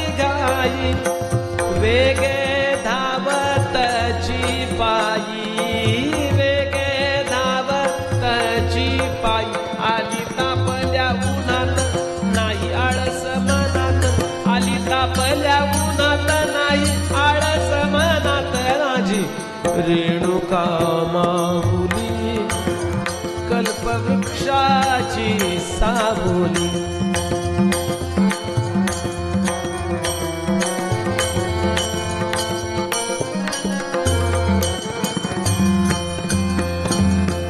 खाली बैसे घे आराम, खाली बैसे घे आराम, मुखावरती आला घाम, मुखावरती आला घाम. विष्णुदास आदरान वारा घाली पदरान, विष्णुदास आदरान वारा घाली पदरान. माझी रेणुका माऊली कल्पवृक्षाची सावली. माझी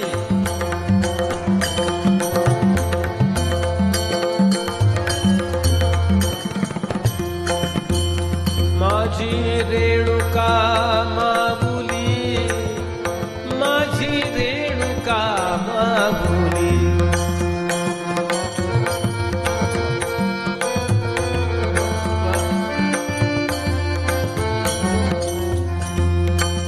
माझी रेणुका माऊली कल्पवृक्षाची, कल्पवृक्षाची, कल्पवृक्षाची सावली, सावली.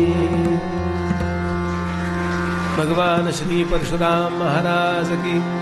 परशुराम सुद्धा चिरंजीव अवतार आहेत. ते जिथे कुठे असतील, आसाम मधल्या महेंद्रक नावाच्या पर्वतावर त्यांचा निवास असतो असं म्हणतात. काही लोक चिपळूण जवळ त्यांचं वास्तव्य आहे असं मानतात. जिथे कुठे असतील तिथं नमस्काराचा SMS पाठवूया की देवा परत एकदा यायची वेळ आली आहे बरं का.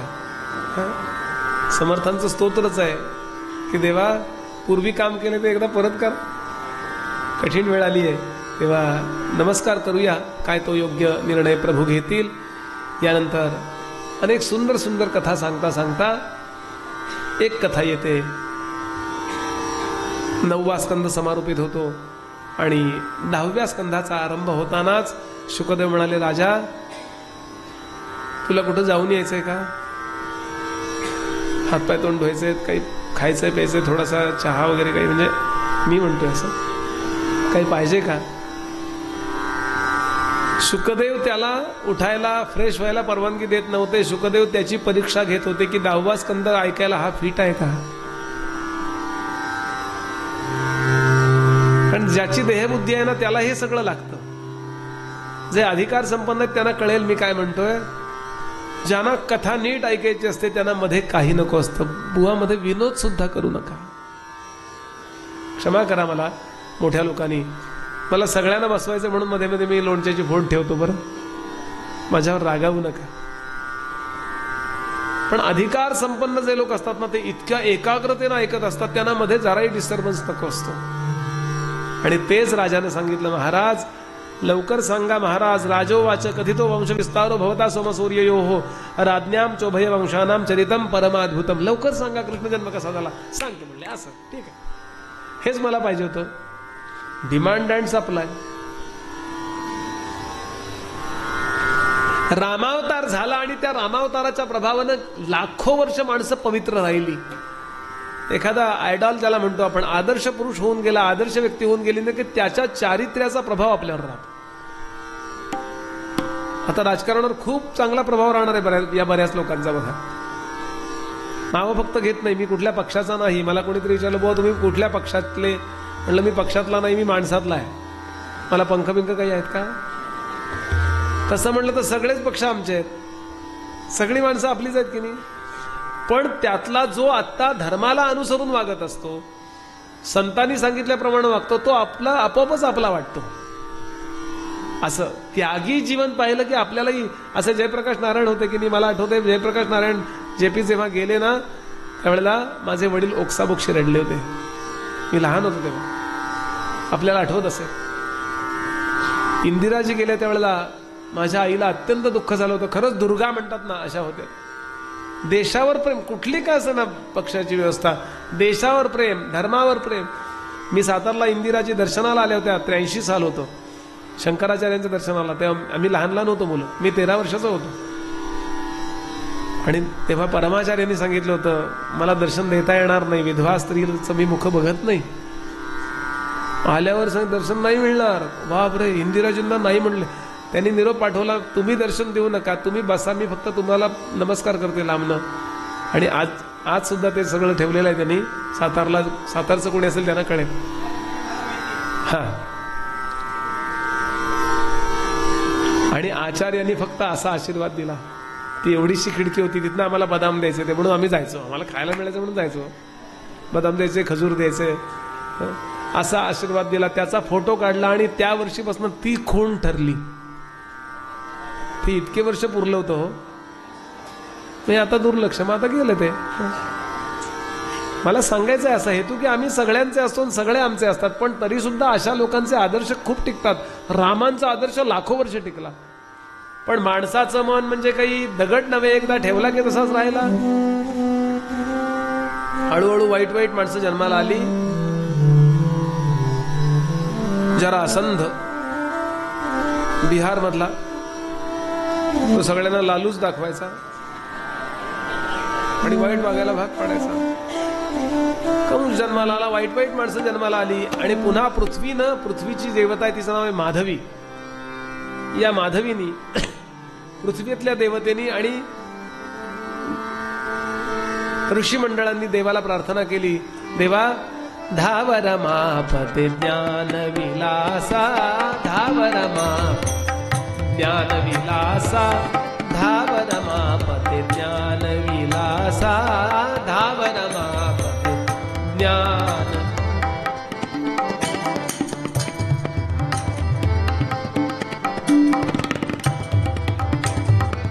पूर्ण परात्पर शांती निवासा, पूर्ण परात्पर शांती निवासा.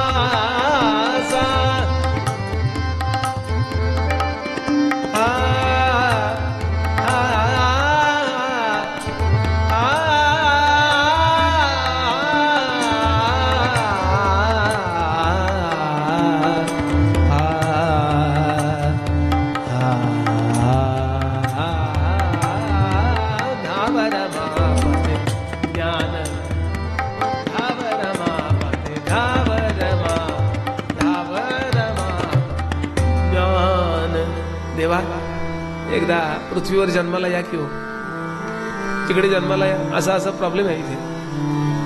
भगवान म्हणाले काही काळजी करू नका, इकडे घ्या अर्ज. तो लगेच सही केली, वाचला सुद्धा नाही. इतके उतावळे ते. म्हणले मी पण इथं इतके रामावतानंतर मला तुम्ही क्वारंटाईन करून टाकलं इथं, मी पण या लॉकडाऊन मध्ये कंटाळलो. आलोच मी, जा तुम्ही. आणि निघाले. पृथ्वी आणि शिष्टमंडळ परत निघाले. इतक्यात पहिले भेटले. ही बातमी कोणाला सांगायची? नारद महाराज भेटले. नारदानं सांगितलं, नारदा तारणहार आने वाला है, भगवान जन्म लेने वाले है. नारदांनी चेहराच टाकला. दासगणू महाराज म्हणले, कसा टाकला सांगू? 5 मुलींच्या पाठीवरती मुलगा व्हावा आणि 1 महिन्यानंतर आई वडील पेढे द्यायला बाहेर पडावे. तो नेमका पहिलाच कुटुंब नियोजन अधिकारी. कसा चेहरा टाकला म्हणून.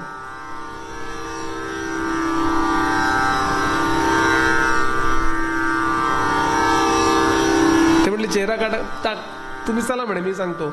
आता भगवान तेवढ्यात बॅग भरत होते. प्रभू निघालेत.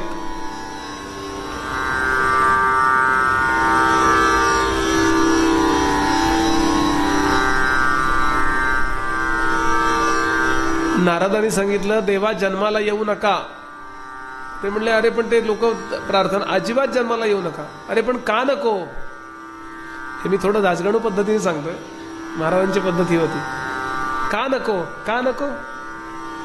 नरसिंह झालात, एकट्या प्रल्हादाचा उद्धार केला. वराह झालात, एकट्या हिरण्यक्षाचा उद्धार केला. एकेका व्यक्तीच्या उद्धाराकरता एक एक अवतार परवडतं कसं देवा तुम्हाला? रामावतारात नाही म्हणाले, थोड्या लोकांचा उद्धार झालाय. पण देवा माणसं पापी व्हायला लागलीत, म्हणजे इतके पापी झालेत. पुण्यवंतांचा उद्धार करायचा असेल तर जन्माला येऊ नको. भगवान म्हणले, काळजी करू नको, हा अवतार माझा खास पाप्यांच्या उद्धाराकरता असेल. पृथ्वीचा भार कमी करण्याकरता माझा अवतार असेल. हा म्हणले मग चालेल. आणि मग कुणाचे लग्न होईल. तर ते म्हणाले की या देवक नावाचा जो उग्रसेनाचा बंधू आहे, देवक नाव, त्या देवकाची मुलगी जी देवकी, या देवकीचा विवाह वसुदेवाशी होईल. शूरसेन पुत्र वसुदेव याच्याशी होईल, वसुदेवाशी. आणि यांच्या पोटी मी अवतार घेईन. आणि त्याप्रमाणे लग्न लागलं. शुभमंगल सावधान. आणि ते लग्न लागल्यानंतर त्या लग्नामध्ये सारथ्याला कंस बसला.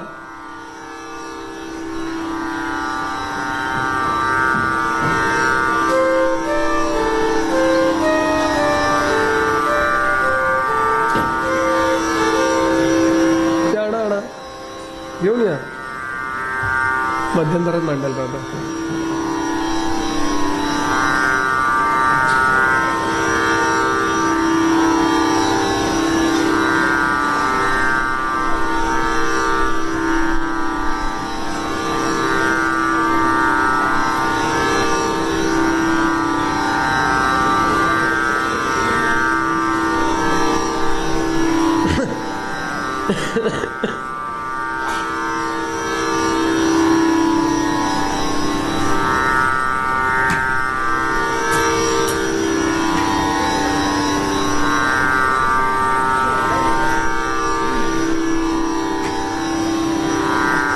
इकडून झालं पाहिजे का उलट पाहिजे का? जमलं.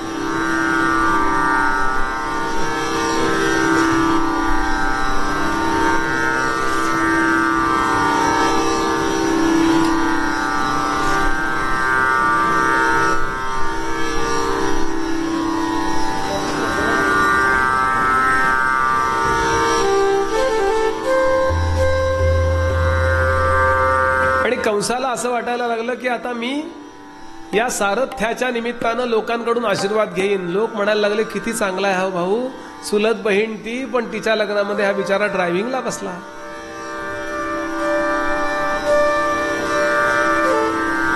आणि हे भगवंताच्या व्यवस्थेला आवडलं नाही. आणि वरून आकाशवाणीचं बटन दाबलं गेलं.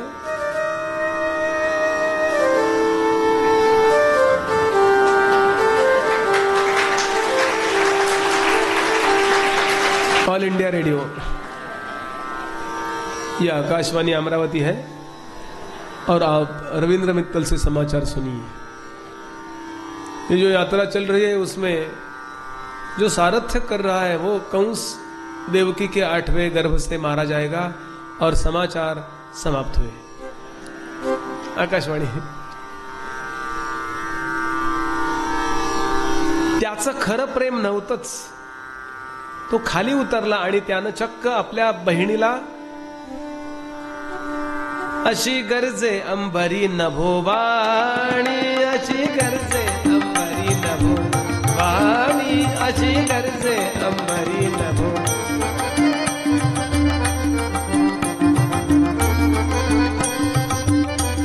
अंबरी नभो वाणी ऐकताची दचकला कंसपानी, ऐकताची दचकला कंसपानी.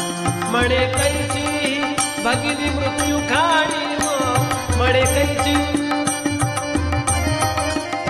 म्हणे कैची कैची कैची कैची भगिनी मृत्यू खाणी.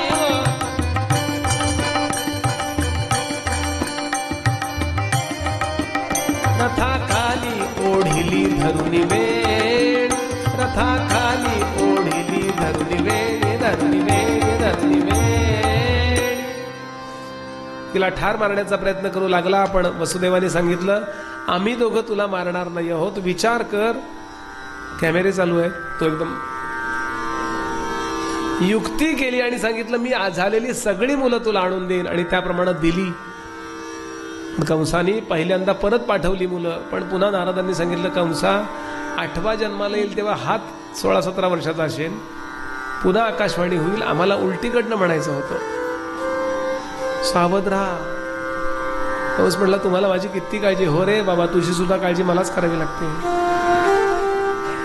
आणि यानं 6 मुलं आपटून मारून टाकली असं वर्णन आहे. याच कारण देवी भागवतामध्ये आहे. का देवकीला एवढं दुःख झालं? एकही गोष्ट अशी नाही जगामध्ये घडत की ज्याला कारण नसतं. ज्याप्रमाणे असं झाड नाही की ज्याला मुळं नाही आहेत, त्याप्रमाणे असं जीवनात भोग नाही ज्याला कारण नाहीये. आपल्याला कळलं नाही तरी कुठेतरी आहे. म्हणून झाड ओळखावे फुले, मनुष्य ओळखावा बोले, आणि भोगे ओळखावे केले पूर्वकर्म. पण ते स्वच्छ करण्याची व्यवस्था भगवंतानी केली आहे. आणि भगवंताची कृपा देवकीवरती आहे, वसुदेवांवरती आहे. आणि त्यामुळे या भोगातून सुद्धा ती मंडळी देवाशी सश्रद्ध राहिली. आणि 7व्या वेळेला जेव्हा नाथ महाराज वर्णन करतात, अनंतासी म्हणे अनंत, म्हणजे तो झोपलेला अनंत आहे, त्या डोलणाऱ्या अनंताला म्हणाला, चला तुम्ही थोरले भाऊ आहात, चला अवतार घेऊ त्वरित, करू दुष्टांचा निपात, संत भक्त रक्षू पै.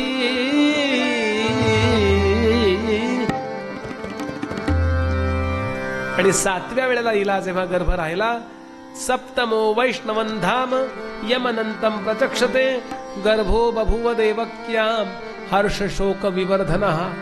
कधीतरी ती आनंदी होते, कधीतरी ती दुःखी होते. आणि तव तो लागला 7वा मास, निद्रा आली देवकीस.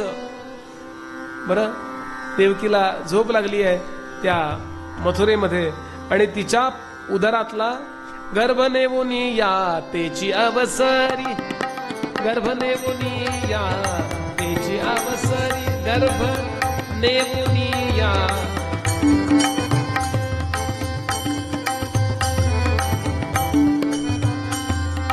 घातला से तेव्हा रोहिणीचे उदरी, घातला से तेव्हा रोहिणीचे उदरी, घातला से तेव्हा रोहिणीचे उदरी, गर्भ नेवुनी या तेची अवसरी, गर्भ. 7 महिन्याचा गर्भ रोहिणी होती त्यावेळेला गोकुळात. 6 पत्नी आहेत वसुदेवाला, त्यातली दुसरी रोहिणी आहे, ही देवकी आहे. या व्यतिरिक्त पण आहेत 4. रोहिणीच्या एकदम कालपर्यंत काही एकदम आज 7 महिन्याचं पोट. लोक काय म्हणतील, ॲबनॉर्मल आहे. पण आकाशवाणी झाली की माझा हा अवतार इथे मुद्दाम होतोय, आणि म्हणून या गोकुळवासियांनी त्याचं रक्षण करा. आणि बलभद्र भगवंतानी भाद्रपद शुद्ध चतुर्थीला, काही लोक सांगतात चतुर्दशीला, अवतार घेतला. श्री बलभद्र भगवान की. आणि आता 8वी वेळ आहे. आता तुरुंगात टाकलं यांना, पूर्ण तुरुंगात. 7 दारं आहेत तुरुंगाला, आणि प्रत्येक दारात 7-7 सैनिक ठेवलेत असे. आणि त्या सैनिकांना जागरणाची सवय असे आहेत, ते दिवसा येवो रात्री कधी पण येवो. आणि 8वा महिना, असंही 8वाच आहे तो, गर्भाच्या दृष्टीनं 8वा, दशावतारातला 8वा महिना, 8वा. आणि तसाही चैत्र वैशाख यातला महिना, ऑगस्ट श्रावण हा 8वा. ते म्हणले काय इतक्या वेळेला 8वा? ते म्हणले खास मराठी लोकांकरता, काही करू नका, फक्त मला स्मरण भक्ती सांगण्याकरता कृष्ण जन्म आहे म्हणाले. आणि मध्यरात्र होण्याची वेळ आहे.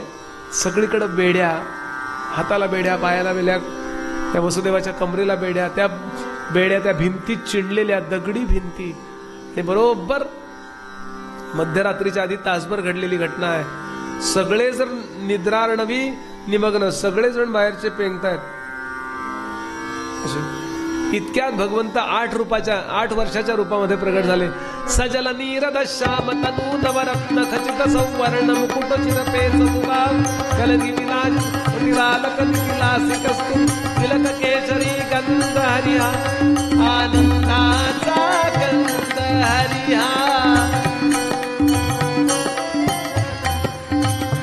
हो श्रवणी मनोहर मकर कुंडले फुल्ल गल्लक दीर्घांत कुंदर दन हनु अधर बिंबगत हास्य मंद मंद आनंदाचा कंद हरी हा आनंदाचा गण, हरी हा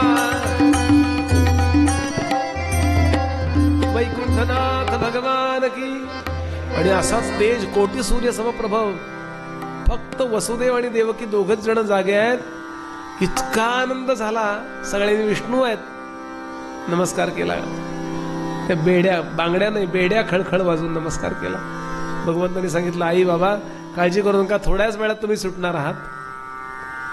फक्त तोच मी आहे हे सांगायला जन्माला इथे प्रकट झालो. पहिल्या जन्मामध्ये तुम्ही कश्यप आणि आदिती होतात तेव्हा मी वामन झालो. नंतर पृश्नी आणि सुतपा होता त्यावेळेला मी पृश्नी गर्भा झालो. आता तुम्ही वसुदेव आणि देवकी आहात, मी तुमच्या पोटी अवतार घेणार आहे हे सांगायला आलोय. मला नमस्कार करू नका, मी तुमचा मुलगा आहे. मुलाला आई वडिलांनी नमस्कार करायचा नसतो. देवकी म्हणाली, बाळा तुझं बालपण कसं? ते म्हणले, बालपण माझं इथे नाही, ते गोकुळात. म्हणजे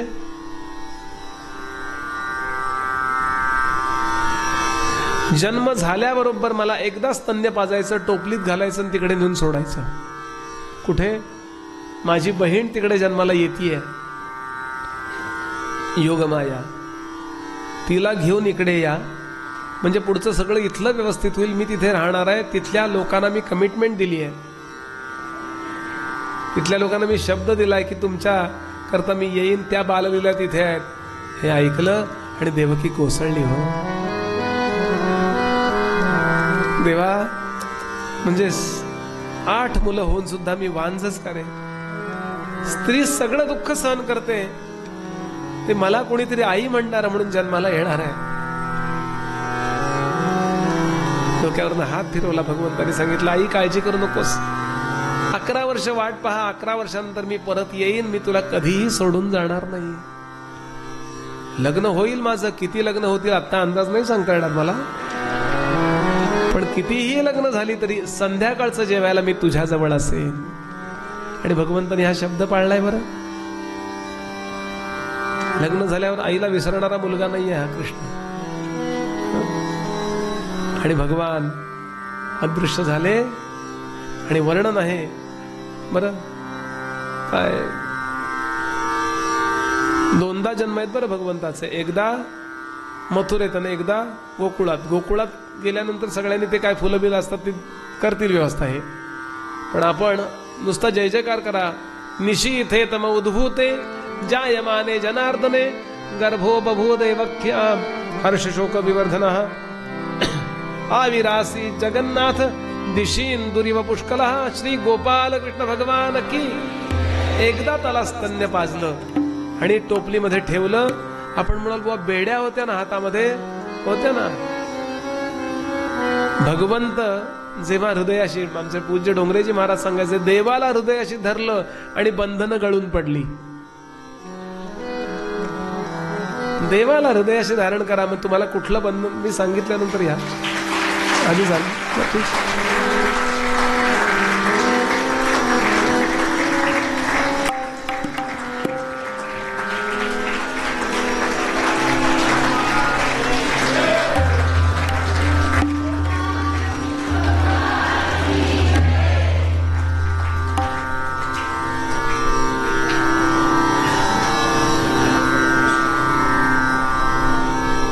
कृष्ण कृष्ण जय, कृष्ण कृष्ण जय, कृष्ण कृष्ण जय, कृष्ण कृष्ण जय, कृष्ण कृष्ण जय, कृष्ण कृष्ण जय, कृष्ण कृष्ण जय, कृष्ण कृष्ण जय, कृष्ण कृष्ण जय, कृष्ण कृष्ण जय. गोपाल कृष्ण भगवान की. कृष्णाला तिकडे ठेवलं. योगमायेला पद्मनाभ सहोदरी तिला इकडे आणलं आणि कृष्णांचा जन्मोत्सव खूप मोठा झाला. आपण सगळ्यांनी माझ्या पाठोपाठ भगवंताचा पाळणा म्हणायचा. त्याच वेळेला पाळणा इकडे आंदोलित करतील लोक. हरी म्हणा कोणी, गोविंद म्हणा कोणी, गोपाळ म्हणा कोणी, नारायण. हो हरी गोविंद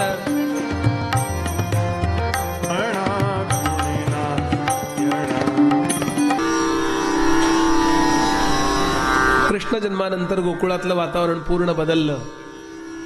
पुढचा कथानक आपल्याला उद्याच ऐकायचंय.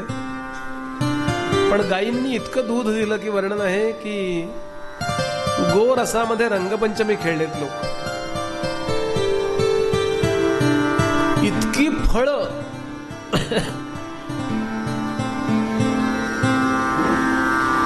फळझाडांनी दिली की टपाटपा फळं गळायला लागली. धान्य फुलं इतकं भरभरून आलं. एरवीपेक्षा बहर जास्त आला. का?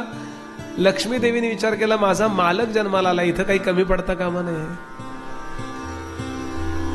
जेव्हा कृष्ण येतो ना त्यावेळेला सगळी सुबत्ता निर्माण करतो. असं वैशिष्ट्य आहे. थांबूया इथे. मध्यम फलश्रुती म्हणूया. आरती लावायची आहे.